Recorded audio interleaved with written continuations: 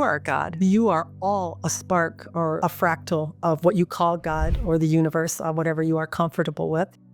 And that universe is experiencing itself in multitudes of ways, not just in a human vessel, but in trees, in rocks, in insects, in animals. How can we as humans become better? To know you're good enough right now. The most connective thing you can do is to allow yourself to feel your experience, completely unencumbered by any kind of judgment or condemnation. This makes you a match to the divinity part of yourself in unconditional love, the love of yourself in what you have chosen to feel in your free will choice, just for being a human, for living. One of the most important things for a human to discover within themselves is accountability for what they have in their life. If you are blaming someone, if you think something outside of you is the cause, all you need to do is go with awakeness and awareness and observe yourself in the way that you feel, and you will uncover all of the emotions that are actually creating the experience that you thought was to blame, but really all along it was you.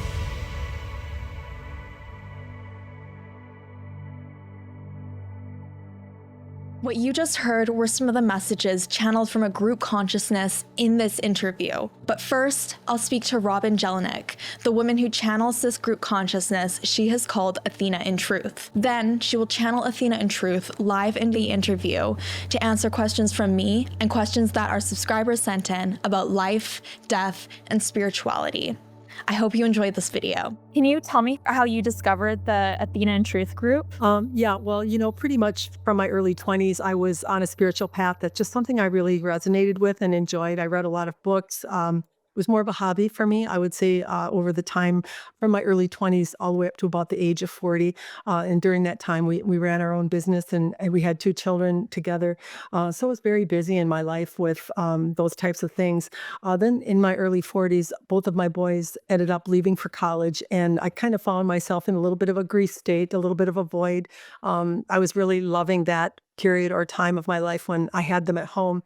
But I really delved in more into my spiritual practices, more than just reading books. I actually started to do some chakra work and breathing into the centers and reading about those types of things. And I was very drawn to it. It was almost as though I had an inner knowing or something led me in that direction.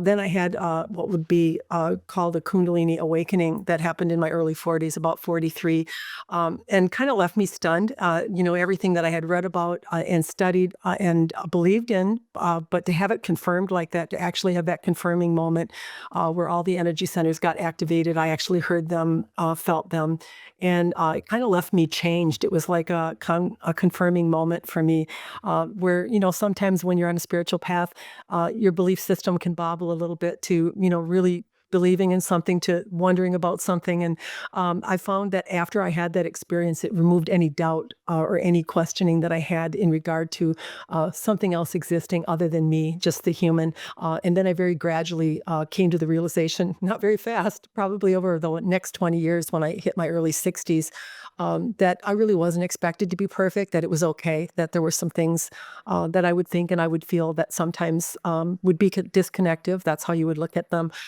And when I got that understanding, with it came a whole new level of acceptance and love for myself. And in that way of being, I inadvertently connected to the group that I channel. I was posing a question to myself because I felt like at the age of 61 or 2, I think I was, I didn't have a lot of confidence. I was chubby as a girl growing up and got picked on. And, I just had a lot of experiences that created a lot of self-doubt and not really assured about myself. And so I was kind of posing that question to myself. And that's when I first experienced what felt like something breathing my body, actually moving my body, sitting me up. I heard an audible voice that said, "How do you like the way it feels to be a woman in her power?" And I knew it wasn't me. I mean, I'd certainly never felt anything or heard anything like that before. And I remembered, telling my husband about it, my son. And of course, my husband is a real practical man. He's not spiritual, but he couldn't give two hoots about a lot of this to talk about it. And he just thought the whole thing was kind of odd. And then I mentioned it to one of my sons when we were traveling about a week later. And in fact, as soon as I started talking about it, I could feel my body start to respond. As soon as I would think about what had happened or having that experience, it seemed to enact it. And he noticed that too. And he asked if someone was there and they wanted to speak, why didn't they come forward? And that's in fact when it first started. It wasn't really comfortable. It was a lot of stress or pressure on my voice box. The body was really heated up, so there was a lot of sweating and what I would describe as struggle. It felt very like a different resonance than maybe where I was at. But I would say over the next period of about 2 months, it acclimated and a lot of those symptoms went away. And then it became very fluid and much more easy for me to transmit. And then things smoothed out after that. So that's kind of a quick way around of how it actually happened to me. What kind of experience is it like when you start channeling? Yeah. Well, initially, I think maybe I got the only thing I could get or was able to believe in or receive. So I got an audible voice. That's what I heard. But that very quickly went away, and then I would leave the present conscious moment and not really have any recall or remembrance of what came after that.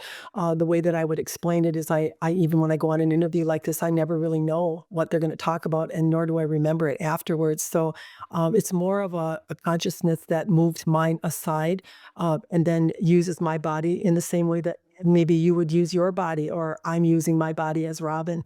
So it has no detrimental effect. It doesn't feel all that different than when I'm talking. But of course, I know if I listen back to it that it's not me and I don't remember doing it. That would be the difference in it. So it's very similar to what it feels like when maybe you yourself are talking. However, you might have some thought about what you're going to say, and you might stammer a little bit when you say it. And that doesn't happen in that steady flow that comes. It is as though something just gets downloaded. It's like a position of thought or a block of thought just comes forward. Okay. So, who is the Athena and Truth group? And how did you discover who they are? Yeah. Well, when you have a child, if you have one or you don't have one, you're going to give it a name because that's how you're going to get a hold of it. But it doesn't really mean a whole lot. It's just something that you're using to depict an energy or consciousness. So that you have some reference to it. So then, as we started to ask, what's your name? Where are you? The same kind of questions that you would ask. That doesn't seem to be of a whole lot of importance to them. Consciousness is everywhere, and we are all a part of the same consciousness. We are individual sparks of that, experiencing through our individual lens. Our lives and the way that we feel about them, and expanding the universe on the whole as we do it.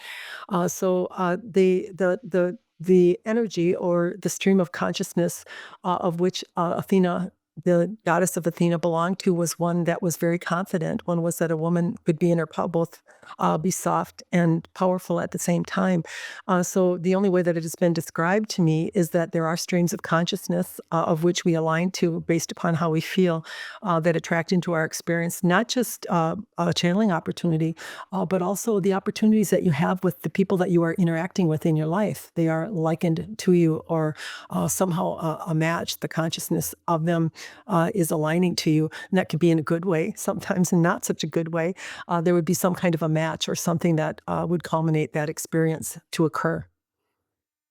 So, does that mean there's different consciousnesses that come through you? Like one that maybe you've never channeled before might come to you one day?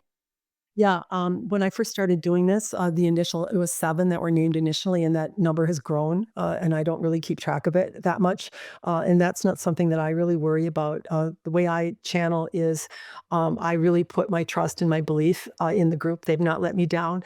I don't wanna experience anything that would not be pleasant or what I would describe as being aligned to or feeling good to me, and so if there's any other consciousness that's gonna enter my field, that would be determined by them. Okay, I see. So, what kind of messages do Athena usually tell you? Primarily, their goal is to really empower people and to get them to understand the power that they are, the potentiality that they have to create exactly what they want in their experience. They are here as teachers. They're not, well, I think I have a recording that goes out to clients. We're not here to find your purse or to necessarily declare the future or anything like that. They are more concerned about the present moment because that's really your power moment. That's the moment that you create on your timeline. People don't realize that when they are in the present moment, if they emote about something or they remember something that causes them to emote, they actually leave the present moment and go back to the period of time or place on their timeline of where they felt that way. So we're moving our consciousness all the time. We just don't know we're doing it. So in some sense, even a channeler moves their consciousness out. It's no different than when you move yours out when you're in the now moment and there's nothing wrong with you and you start to suffer, it's because you've left. It's because you've actually picked up your consciousness and gone to a place where you felt that way. And so it's just to understand that consciousness is transferable, it's movable. Okay. So, what's been the biggest lesson you've learned through channeling Athena? My biggest lesson was I didn't really understand free will. I thought that when I thought certain things that those were bad and that I should be better. When I had something that annoyed me or I didn't like about someone else, I thought that I should change that feeling, that that was not a good way to be. And I've come to realize that all of those emotions are there for the picking and choosing of those of us that are living as signals to how we prefer to feel in our experience. And so I feel like somebody set me free. I feel like I can go out and freely live my life without policing myself, without condemning myself or judging myself for what my life experiences are causing me to feel. I know that every time I feel something, I'm creating a preferred reality. I'm not a bad person having a bad thought. I'm a person that's in an experience that would prefer something else. So that's the biggest lesson that I've learned that I think is the most freeing. The complete understanding that free will means I get to choose how I feel in my experience. And there's no one out there condemning or judging the way that I've chosen. I think that's a pretty comforting, message to people who sometimes are too hard on themselves. Yeah. Okay. So, am I able to ask Athena some questions? Yeah, absolutely. We are ever present, as Robin said. Yeah. We are grateful to be invited to be guests upon your show. What is it that we could satisfy for you today? I would love to ask you some questions. And my first question is, how did you choose Robin to channel? Yeah. She was chosen through alignment. People don't realize that you are choosing everything through your alignment to it or likening yourself to it. Yeah. And so, in some sense, people will say they have chosen their parents, but they don't understand how they have chosen them. They have chosen them by the way that they have felt in their experience. And therefore, those that will be coming into the next experience with them will reveal to them the way that they think and the way that they feel and the emotional basis that they are containing is what they will bring right in with them through the energy centers that are part of them. So you have the chakras or the energy centers are connected to the divinity aspect of yourself. The whole time that you are living, you are feeling your experience and you are sending and receiving between you, the human, and you in the divine aspect of you. So there is a preferred reality that is being created by all that you are thinking, by all that you are feeling. And that preferred reality, by the way, would flow right to you, independent of the way that you felt it, meaning no judgment if it was negative or you had a feeling that you consider as bad or not a good feeling. As long as you surrendered to it, as long as you loved yourself in it, you would become a match to your source, and then the experiences would flow right to you by being that match. The problem with the human is they judge, they condemn. They have been taught to believe that certain emotions are bad and not good. Yeah. And so, in that perception, that's a separating concept because the divinity part of you vibrates at the high level of unconditional love. And so, the minute that you move to a lower tone of judgment, of condemnation of yourself, of not liking yourself in a feeling that you are having, you become not connective to your source. So, it is you always doing it. It is not the source part of you rejecting you or not being with you. It would be you holding something within yourself that would deny the entrance of that energy. Yeah. Thank you. One question I have is, how are consciousness and the physical body connected or disconnected? Yeah. Divine consciousness is fully awake and aware of itself. and the human aspect of you often is unconsciousness. It is reacting to its experience based upon past experience. So it has recorded sounds, noises, disturbances, pain, emotive experiences. So it is a recording mechanism. It is what almost you would call, what we would call the Akashic records. It is a record of all that has been felt and all that has been lived in one's experience and in the world's experience as a whole. And so it is to understand that consciousness, when we talk about consciousness, we are always teaching humans that the observation of themselves is the divinity aspect of themselves. So when you view yourself, I'm angry, I'm frustrated, I am whatever, I am thinking about myself. You are inviting divinity into your stream that is going to lift up or help you release the creative energy that you are holding and what you prefer. So if you feel like being jealous is a bad way to be, because society teaches that, yeah, then you will hold that energy and the universe will keep reflecting experiences to you that will make you feel jealous. But if you observe yourself in awakeness, in complete awareness, which is the divinity aspect of yourself, your jealousy will just get released and the universe will know that you don't prefer to have someone that makes you jealous, and then you will just get the experience that you want. That's how it would work, yeah? So it is to understand how creation works. I am able to create based upon an emotion that I hold within myself. And as long as I don't judge it, as long as I don't condemn it, as long as I don't attach to it in unconsciousness, then I will release that from my field and I will become a match to my creator, and it will flow an experience to me that will be what I prefer to feel. The problem is many humans are attaching to emotions in unconsciousness. So the observation part, what we call, is the golden key in really getting the flow of the universe connected to you and getting the experience you want. When you start to realize that the moment that I am awake, the moment that I recognize how I'm thinking, how I'm feeling, and what I'm doing in my life, I am in awakeness. That is the I am presence. I have invited the divinity aspect into myself without even knowing it. And now it's going to raise my vibration because it has the ability to transmute or lift up or disintegrate any type of emotion that is of a lower tone. That connection to your source actually dissipates the energy and then allows the human to move on to feeling other things in its experience.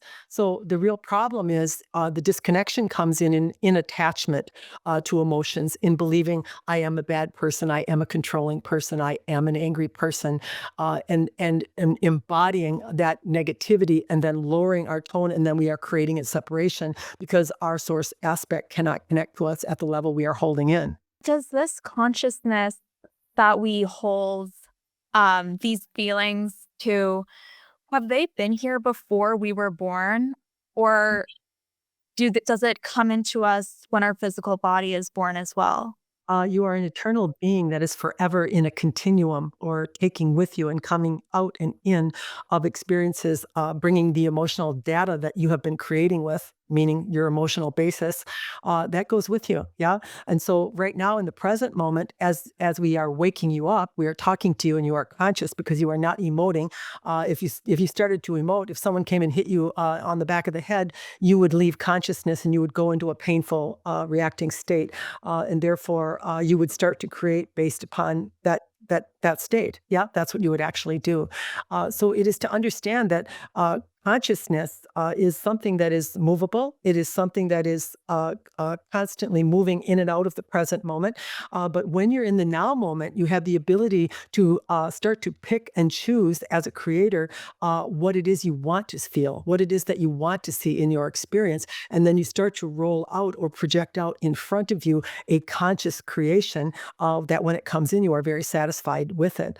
But often people are in their present moment and then they think about something negative or something that happened to them in the past that creates a response of an emotion, then they start rolling that out in front of them. And so if you would happen to transition, or notice we didn't say die, transition from the life that you are in, everything that is stored in those energy centers, the ways that you were creating, the ways that you were thinking and feeling, maybe you had jealousy lodged, maybe you have control lodged within your energetic field, that would go with you, and that would be what would culminate create the next lifetime or the expression that you would have. It is not because the world is a horrible place. It's because the world is a mirroring place. It is the universe reflecting back to you what it is that you are holding within yourself that is actually creating the form experience that you are in.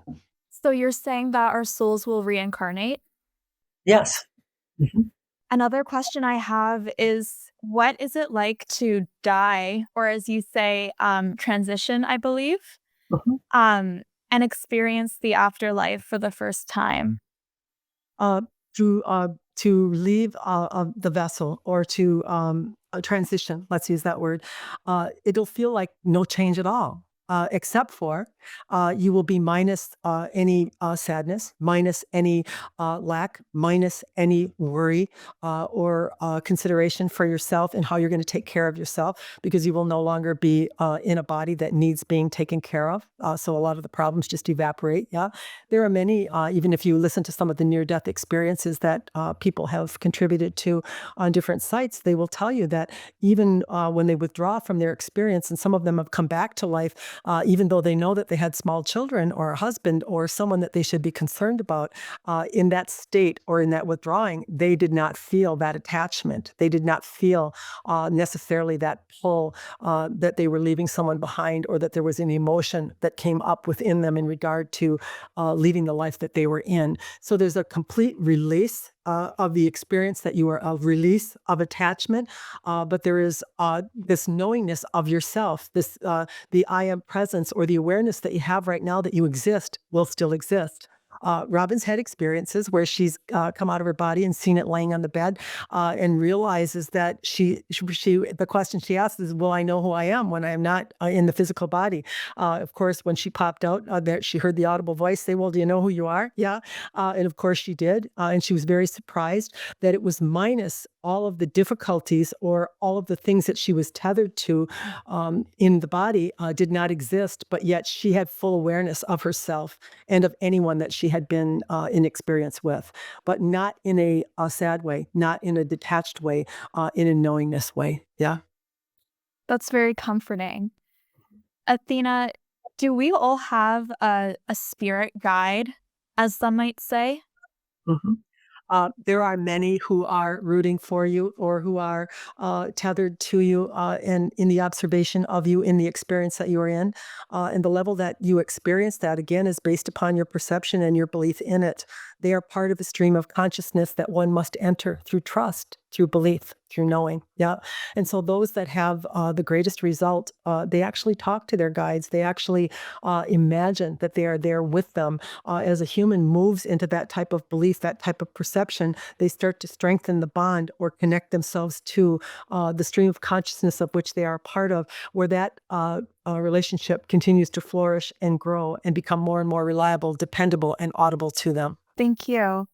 How can we connect more with our spirit? Uh, you are to remember that when you are awake, when you are aware, when you are in full conscious awakeness or awareness, I'm flying off the hook right now. I'm angry.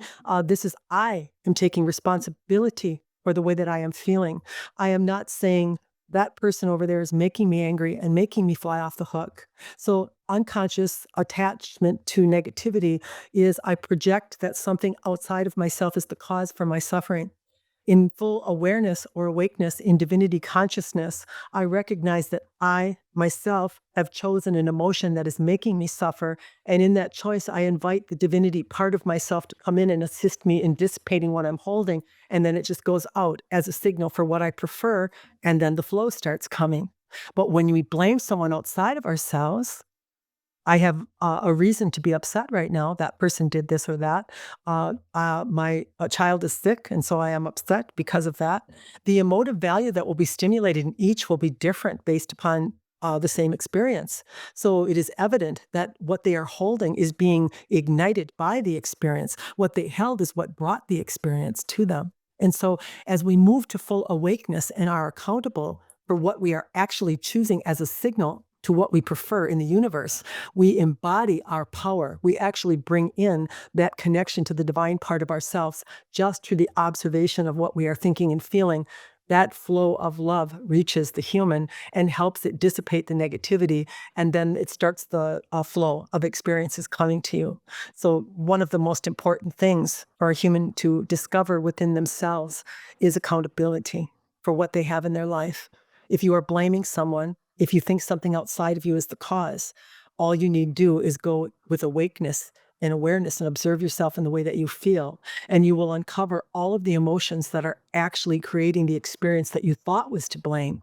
But really, all along, it was you. That's very empowering. And I wonder, you talk a lot about free will and us creating our own reality. Is there a God that is also contributing to that, or is it just us and our consciousness? Well, you are all a spark or a fractal of the whole, of what you call God or the universe, whatever you are comfortable with. Yeah. And that universe is experiencing itself in multitudes of ways, not just in a human vessel, but in trees, in rocks, in insects, in animals. Yeah.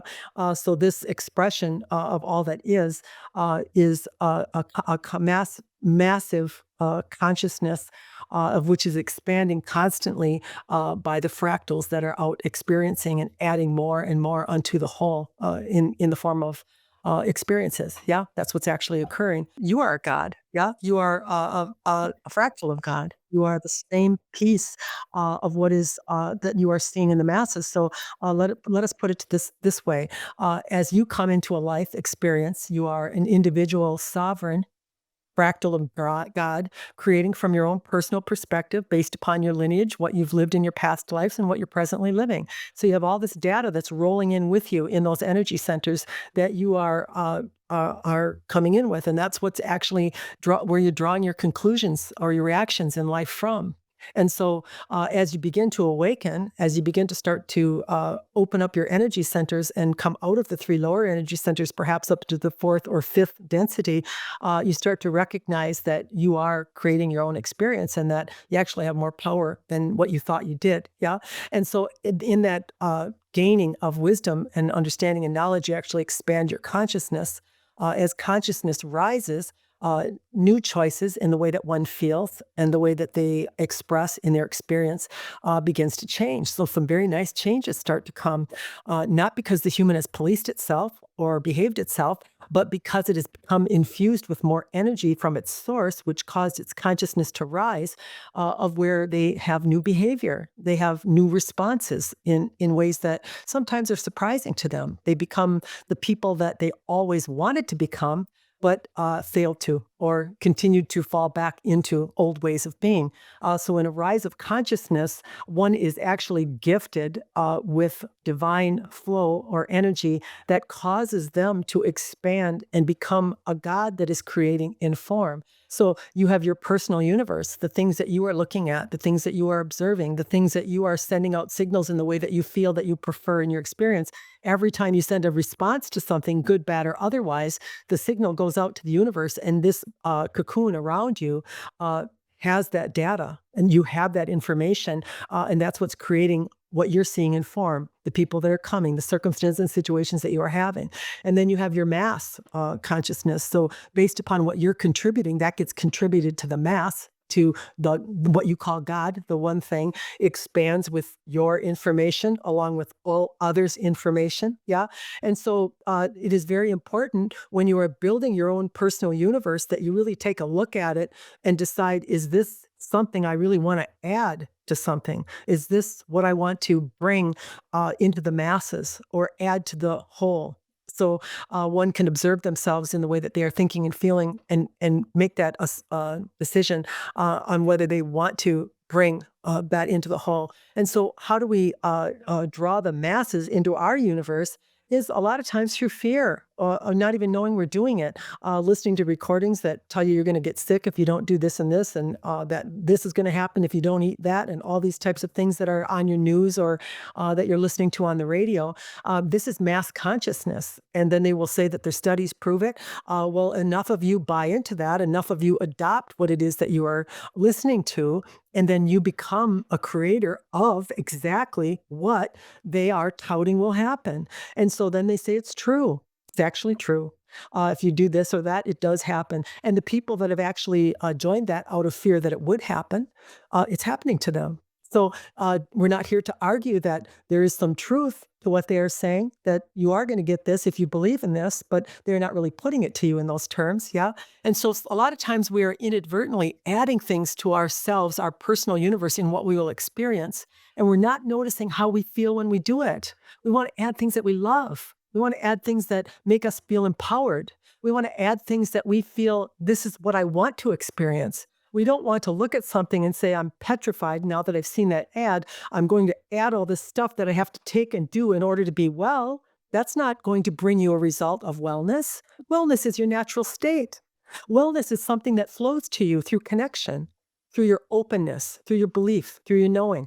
And so it is to understand that the masses sometimes have a lot of fear-based things that are being added. And as consciousness starts to rise, as you start to awaken yourself in the observation of yourself, we're back to that again, your consciousness will start to rise and you'll start to get wiser. You'll start to recognize how you are creating and make some adjustments or tweaks in the way that you focus so that you start to get things coming to you that perhaps are more in alignment of what you want to experience.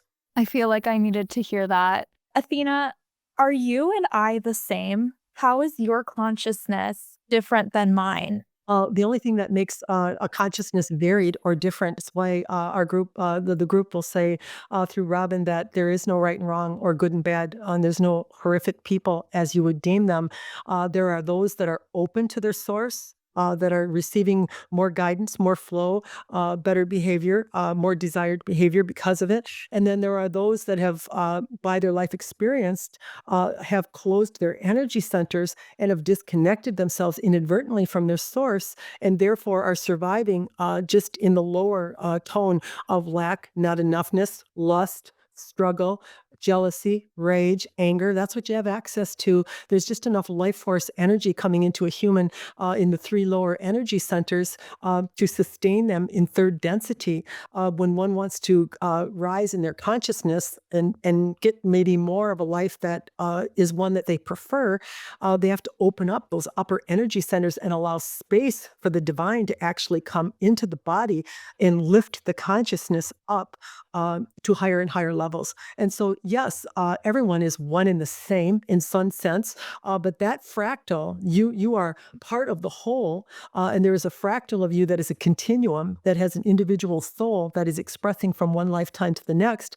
That individualistic part of the divine is eternal. That is honorment of experience, and so you will continue to go out and experience yourself as an individual and sovereign part of the whole, if that explains what you have asked us. A lot of the people who will watch this video have loved ones who have died and they are grieving.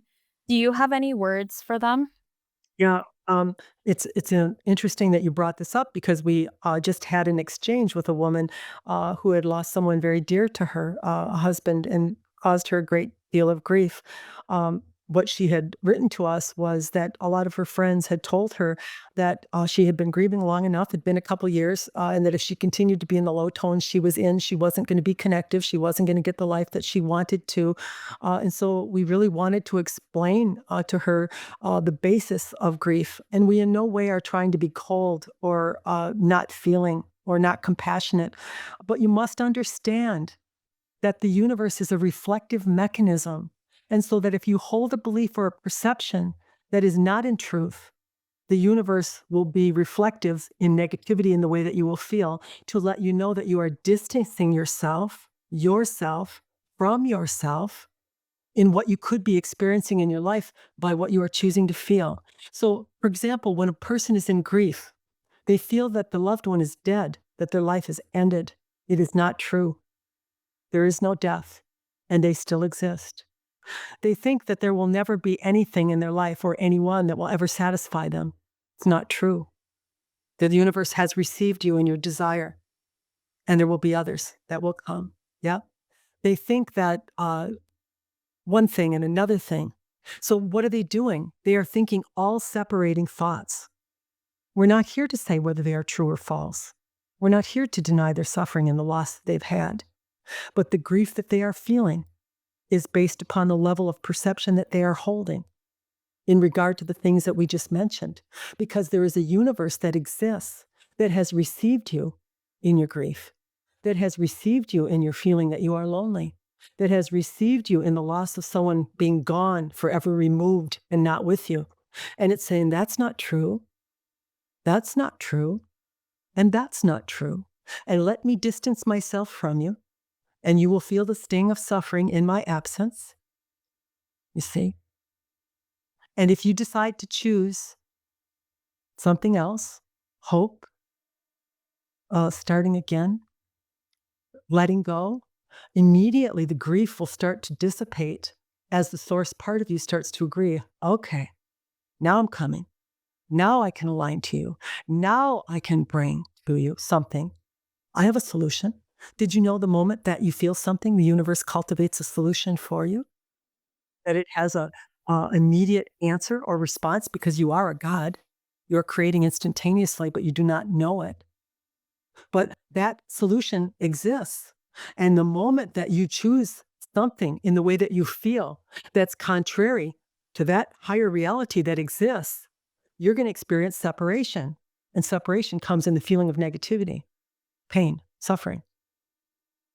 And so we're not judging anyone. We're not condemning, but we do want to make you aware of how the universe works. It's non-discriminating when it comes to what are you choosing to feel based upon an experience that you are in compared to what I have created by what you have sent me in the way that you have felt.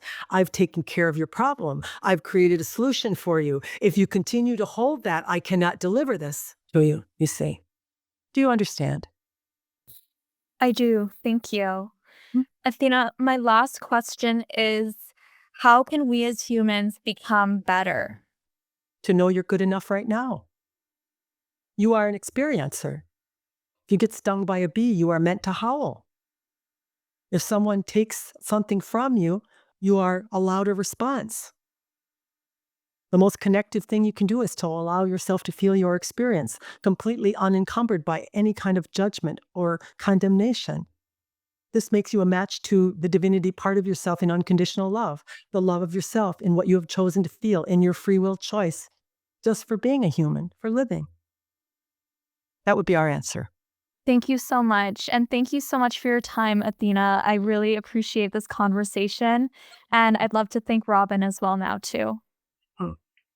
Hey, I'm back. Hi. Yay. How did that feel? Do you Um, remember anything or no, not really.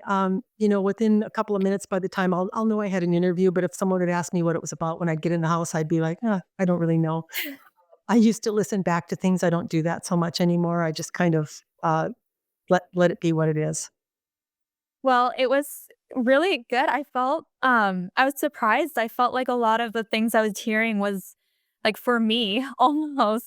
That's kind of what happens, and it's Yeah. what actually happens in private sessions. They always say it's like putting on the jacket of the client, or usually it's very connective to the person that I'm moving with at the time. Well, yeah, thank you so much. You're And welcome. I mean, before we wrap up our conversation, do you have anything else you'd like to share with the audience? No, I would say that I do have a website, athenaandtruth.com. And I also have a second website. It's called Athena Universe, where I actually do, people can email in questions, which is sometimes better if they don't want to book a whole session. And I do a lot of free YouTubes on my YouTube channel. That's also available on my website. And I have different courses and things that I offer on there. So that's basically what I'm up to these days. And, I feel really, honored in the work that I do because the group that I channel really wants people to get the lives that have been created by them, by everything that they've felt. I think there's been some people that have been misled a little bit, thinking that if they felt something terrible in their life, that somehow it's damaged them.